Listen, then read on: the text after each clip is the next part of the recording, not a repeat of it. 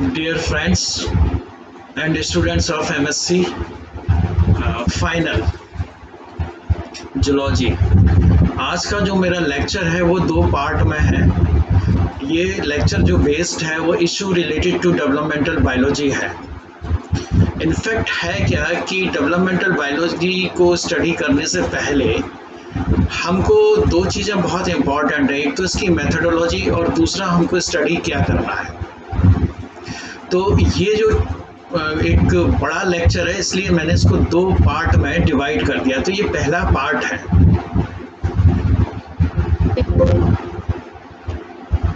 थोड़ा सा इंट्रोडक्टरी मैं आपको इसमें बताना चाहूँगा कि एम्ब्रियोलॉजी शुरू कहाँ से हुई। यदि इसकी हिस्ट्री उठा के देखेंगे तो हम पाएंगे कि सबसे पहले अगर हिस्ट्री को खोजते हैं तो पहले जो एम्ब्रियोलॉजिस्ट थे वो अरिस्टोटल थे, और उन्होंने बड़ा ही प्रिमिटिव टेक्निक, जैसा कि आप लोग जानते हैं कि एम्ब्रियोलॉजी या बायोलॉजी हाईली टेक्निक बेस्ड रही है। तो अगर आप हिस्ट्री में उठा के पीछे जाएंगे, जब ज़्यादा टेक्नोलॉजी जैसे माइक्रोस्कोपी और दूसरी टेक्नोलॉजी इतनी डेवलप नहीं थी, तो जो भी टेक्नोलॉजी अवेलेबल थी, जैसे आप अपनी आंखों से उसको ऑब्जर्व करते हैं किसी भी बायोलॉजिकल सिस्टम को या बायोलॉजिकल फिनोमिनन को, उसी से उस टाइम जो साइंटिस्ट उस समय के थे वो अपना ऑब्जर्वेशन लेते थे। तो चिक एम्ब्रियोज को उन्होंने क्या किया कि जो उसका टोटल लाइफ स्पान होता है एम्ब्रियोनिक डेवलपमेंट का, तो उसको क्रैक करके हर डे पर जो उसमें ऑब्जर्वेट जो भी डेवलपमेंट के चेंजेस थे उनको ऑब्जर्व किया। तो इसका शुरुआत ऐसे हुई। अब सवाल ये उठता है कि जो टाइटल है कि डेवलपमेंटल बायोलॉजी, तो डेवलपमेंटल बायोलॉजी का मतलब ये नहीं है कि खाली वो एम्ब्रियो के डेवलपमेंट पर ही ख़त्म हो जाता है। डेवलपमेंटल बायोलॉजी का मतलब ये है कि ये it start from fertilization to the completion of the embryo development, और उसके बाद delivery of child and adulthood तक उसका जो भी डेवलपमेंट होता है वो रुकता नहीं है। ये सारा सब कुछ डेवलपमेंटल बायोलॉजी में आता है। जैसा हम जानते हैं, इवन हम वी ग्रो, उसके बावजूद भी डेवलपमेंटल स्टेजेस चलती रहती हैं। लगभग पर डे 1 ग्राम स्किन हमारी जो है रिप्लेस होती है और नई स्किन उसमें आ जाती है। अब सवाल ये उठता है, जो हम इश्यूज़ की बात कर रहे हैं, कि जैसे कोई भी फर्टिलाइज्ड एग होता है, वो पूरी तरह से एक एडल्ट बॉडी में कैसे कन्वर्ट हो जाता, ये जो है किस तरह से, जैसे इसमें लिखा हुआ है कि how does fertilize egg is so program which produces adult body in a very precise manner generally. कैसे वो इतनी प्रोग्राम्ड होती है कि विदाउट किसी एरर वो जो है एक कंप्लीट बॉडी में एडल्ट जो बॉडी में कन्वर्ट हो जाता है, और एक बॉडी जो है वो दूसरी बॉडी कैसे प्रोड्यूस करती है, ये भी एक बहुत ही इम्पॉर्टेंट इशू है। तो अब प्रश्न ये उठता है, या क्वेश्चन यहाँ पर अराइज ये होता है कि जैसे हम बायोलॉजी या आप फिजियोलॉजी की या दूसरी साइंस की स्टडी करते हैं, तो दे आर वेरी सेपरेट और they are very well defined. जैसे आप फिजियोलॉजी में फंक्शनिंग को स्टडी करते हैं, मॉर्फोलॉजी में एक्स्ट्रा मॉर्फोलॉजी के बारे में स्टडी करते हैं, है ना। इसी तरह से आप दूसरी जो ब्रांचेज हैं उनके बारे में आप बिल्कुल स्टडी करते चले जाते हैं, और वो एक वेल डिफाइंड है। कोई बॉडी बन गई है तो फिजियोलॉजी उसकी कैसे काम कर रही है आप उसको समझ सकते हैं। लेकिन इसमें क्या है कि एम्ब्रियो में अगर आप ये देखेंगे कि जो भी डेवलपमेंट हो रहा है, it is happening through single cell. Single cell के ऊपर ही पूरी बॉडी का निर्माण हो रहा है।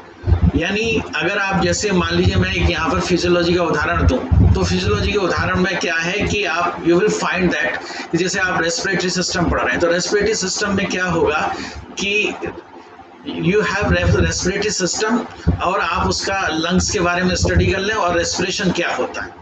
इसी तरह से अगर आप डाइजेस्टिव सिस्टम के बारे में स्टडी कर रहे हैं, तो then you will find you have a complete well defined by digestive system, और उसकी फंक्शनिंग क्या है उसको आप स्टडी कर सकते हैं। जैसे मान लीजिए आप बोन्स के बारे में स्टडी करना है, तो आप देख सकते हैं कि बोन्स की स्टडी में आप ऑस्टियोलॉजी जिसको कहते हैं, और कंप्लीट जो है जो बोन्स का स्ट्रक्चर है वो उस तरह से आप उसको देख सकते हैं और उसके फंक्शन को देख सकते हैं।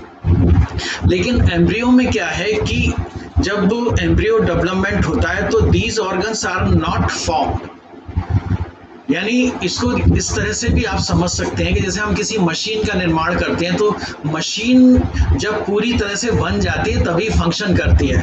बट इन बायोलॉजी अगर आप एम्ब्रियोलॉजी और डेवलपमेंटल बायोलॉजी देखेंगे देन यू विल फाइंड कि ये अगर इसको मशीन की तरह ट्रीट करें तो आपको पता लगेगा कि मशीन पूरी बनने से पहले भी फंक्शन करना पड़ेगा। जैसे डिफरेंट जो सेल टाइप्स बन रही हैं उनको भी पूरी तरह से काम करना पड़ेगा। तो ये एक बड़ी ही यूनिक साइंस है और बहुत सारी मिस्ट्रीज अपने में लिए हुए हैं।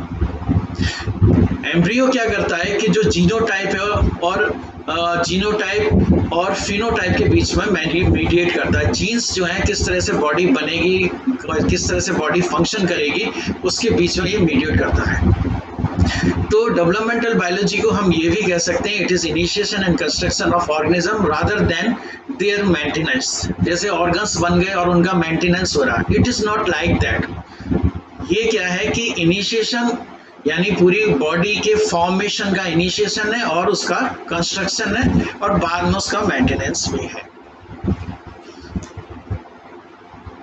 अब अगर आप देखेंगे कि एम्ब्रियोलॉजी का अगर सीक्वेंस ऑफ इवेंट्स देखेंगे तो देन यू विल फाइंड कि इसमें बिल्कुल एक well planned sequence of event है जो फर्टिलाइजेशन से लेकर बर्थ तक होते हैं।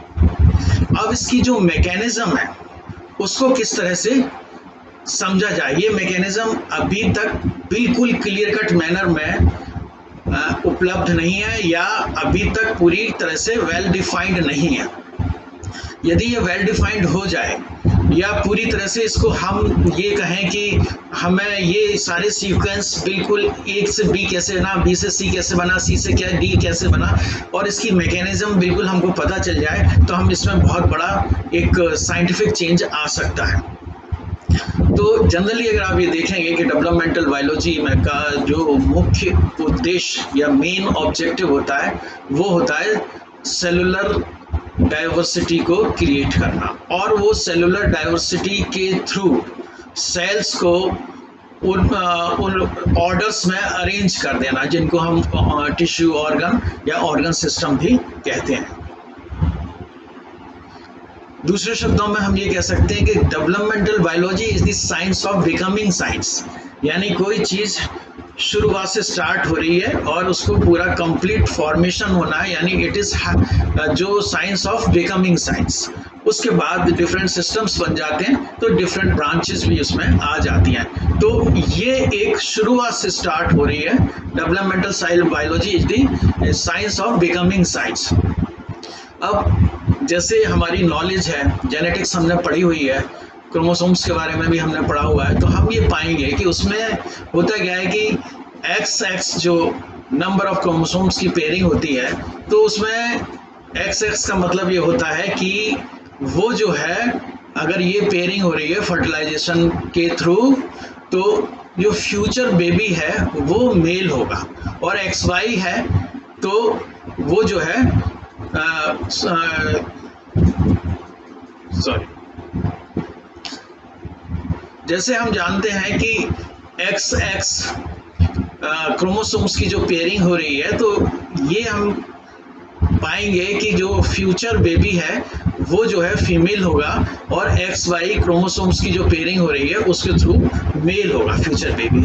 लेकिन how it is happening, this is very important. ये तो हमको समझा देगा, जेनेटिक्स पढ़ाएंगे, वेल डिफाइंड जेनेटिक्स से साहब इस तरह से आप जीन्स इस तरह से काम करते हैं, मेंडल्स के लॉ वगैरह हम स्टडी करते हैं। लेकिन जब XX मिलता है तो फीमेल कैसे बन जाती है और XY कैसे मिलता है तो मेल कैसे बन जाता है, ये एक्चुअली डेवलपमेंटल बायोलॉजिस्ट का काम है। यदि इस मैकेनिज्म को अगर हम बिल्कुल अच्छे से समझ सकें, साइंटिफिकली एक्सप्लेन कर सकें, then it will be very important for अस।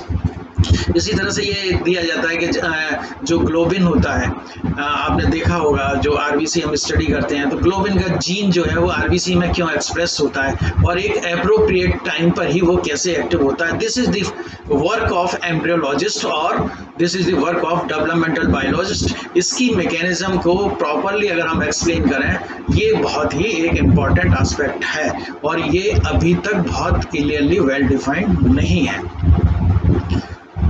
अब अगर ये देखें, जैसे अभी तक मैंने जो आपको बताया कि अगर कहीं ना कहीं से हमको इसको पिन पॉइंट तो करना पड़ेगा, तो जो पजलिंग इश्यूज हैं एक डेवलपमेंटल बायोलॉजिस्ट एक एम्ब्रियोलॉजिस्ट के लिए, जो पजलिंग इश्यूज हैं वो जैसे डिफरेंशिएशन है, सेल कैसे डिफरेंशिएट होती हैं, मॉर्फोजेनेसिस है यानी कौन कौन से टिश्यूज या ऑर्गन्स बनते हैं, उनकी ग्रोथ कैसे होती है, रिप्रोडक्शन प्रोसेस है वो कैसे होता है, स्पेशलाइज्ड सेल्स जो होती हैं स्पर्म्स और एग वो किस तरह से स्पेशलाइज्ड होके और रिप्रोडक्शन प्रोसेस यानी नेक्स्ट जनरेशन को स्टार्ट करते हैं। इवोल्यूशन प्रोसेस है, इवोल्यूशन का मतलब ये है कि जैसे अगर आप ये देखेंगे कि डिफरेंट स्पीसीज जो इवॉल्व हुई हैं वो कैसे इवोल्यूट करती हैं। इसी तरह से इन्वायरमेंट का इफेक्ट क्या है, जीन्स के ऊपर क्या पड़ता है, दिस इज़ वेरी इंपॉर्टेंट। अगर ये सारी इश्यूज को अगर हम टारगेट करें और उसको सोचते हुए पढ़ेंगे, जो कि हालांकि साइंटिफिक कम्युनिटी में भी इस पर बहुत सारा रिसर्च वर्क चल रहा है, वो बिल्कुल इतना क्लियर नहीं है। यदि सारा सब कुछ क्लियर हो जाए तो एक ये पाथ ब्रेकिंग और जो बायोलॉजिकल साइंस है वो बहुत ही ड्रास्टिक चेंज उसमें आ जाएंगे, और उसको टेक्नोलॉजिकली ये देखा जाए तो ह्यूमन लाइफ, एनिमल लाइफ या प्लांट साइंस को भी अगर इसमें इंक्लूड कर लें तो उसमें बहुत सारे चेंजेस, हम डिजायर्ड चेंजेस ला सकते हैं। अब अप्रोचेस क्या होनी चाहिए, तो डेवलपमेंटल बायोलॉजी या एम्ब्रियोलॉजी को स्टडी करने के लिए एनाटॉमिकल अप्रोच है, एक्सपेरिमेंटल अप्रोच है, जेनेटिक अप्रोच है, और अगर आप ये देखेंगे कि इसमें एक इम्पॉर्टेंट चीज़ है कि किसी भी ऑर्गन में या म्यूटेशन कैसे हो जाता है, क्या कोई मैथमेटिकल मॉडलिंग है। मैथमेटिकल मॉडलिंग का मतलब नॉर्मली हम लोग क्या है, बायोलॉजी के स्टूडेंट ये सोचते हैं कि मैथमेटिक्स का कोई एप्लीकेशन नहीं है बायोलॉजी में, लेकिन मैथमेटिकल मॉडलिंग का मतलब ये है कि एक क्या कोई मैथमेटिक्स का या कोई इक्वेशन है जिसके थ्रू यदि किसी भी ऑर्गन, टिश्यू या सिस्टम का बनना है, उसका कोई रिलेशन है कि कितने नंबर ऑफ सेल्स बनेंगे, कितने समय में बनेंगी, तो ये मैथमेटिकल मॉडल डेवलप किया जा सकता है। और यदि ये हम डेवलप करें और ये कितना प्रिसाइज है, क्या ये सभी के लिए एप्लीकेबल है, ये एक बहुत इंपॉर्टेंट इशू है। तो ये अगर आप देखेंगे कि एनाटॉमिकल अप्रोच में आप पाएंगे कि कंपैरेटिव एम्ब्रियोलॉजी होती है। कंपैरेटिव एम्ब्रियोलॉजी में ये है कि आप तुलना करके पढ़ते हैं, जैसे फिन ऑफ फिश यानी जो फिन्स होते हैं फिश के वो कैसे बनते हैं, विंग्स ऑफ बर्ड्स ये कैसे बनते हैं, एंड जो हैंड्स हैं मैमल्स के वो कैसे बनते हैं। इवोल्यूशनरी बाय एम्ब्रियोलॉजी में अगर आप पाएंगे तो देखेंगे कि जो डेवलपमेंट है वो किस तरह से इवोल्यूशन प्रोसेस को कॉज करते हैं, यानी किस तरह से इवोल्यूशन प्रोसेस के थ्रू नए जो चेंजेस डेवलप होते हैं उसको कैसे करते हैं। टेरेटोलॉजी एक ये ब्रांच है, एम्ब्रियोलॉजी की ब्रांच है। इसके अंदर हम ये पाएंगे कि कुछ जो बच्चे होते हैं तो उनमें कुछ डिफेक्ट बर्थ के टाइम में ही पाए जाते हैं। अब ये हाउ दीज आर हैपनिंग, यानी कुछ जीन्स में कोई डिफेक्ट आ रहे हैं या कोई एनवायरमेंटल इफेक्ट है जिसकी वजह से बच्चा जब कोई डिफेक्टेड पैदा होता है, किसी ऑर्गन में डिफेक्ट है, तो ये सारे इश्यूज जो हैं टेरेटोलॉजी के अंदर हम स्टडी करते हैं। मैथमेटिकल मॉडलिंग का मैंने आपको बता ही दिया। तो ये इश्यूज को अगर हम पढ़ेंगे then we will find that कि तब हम इसको अच्छे से समझ पाएंगे। एक ये सबसे इम्पॉर्टेंट चीज़ जो है वो ये है कि बच्चे ये सोचते हैं कि पीजी के बच्चे, क्योंकि उनको रिसर्च का एक्सपीरियंस नहीं होता, कि जो किताब में लिखा हुआ है वो पूरा सही है। लेकिन डेवलपमेंटल बायोलॉजी में थोड़ी हमको रिसर्च अप्रोच भी दिमाग में रखनी चाहिए, जिससे हम काफ़ी उससे अच्छे से समझ सकेंगे कि ये इश्यूज जो हैं ये डिफरेंट इश्यूज हैं, जैसे डिफरेंशिएशन का है और मॉर्फोजेनेसिस का है या जीन्स पे इफेक्ट का है, तो ये किस तरह से होते हैं और इस पर अभी कितना काम हो गया और आगे कितना काम होना है। Thank you.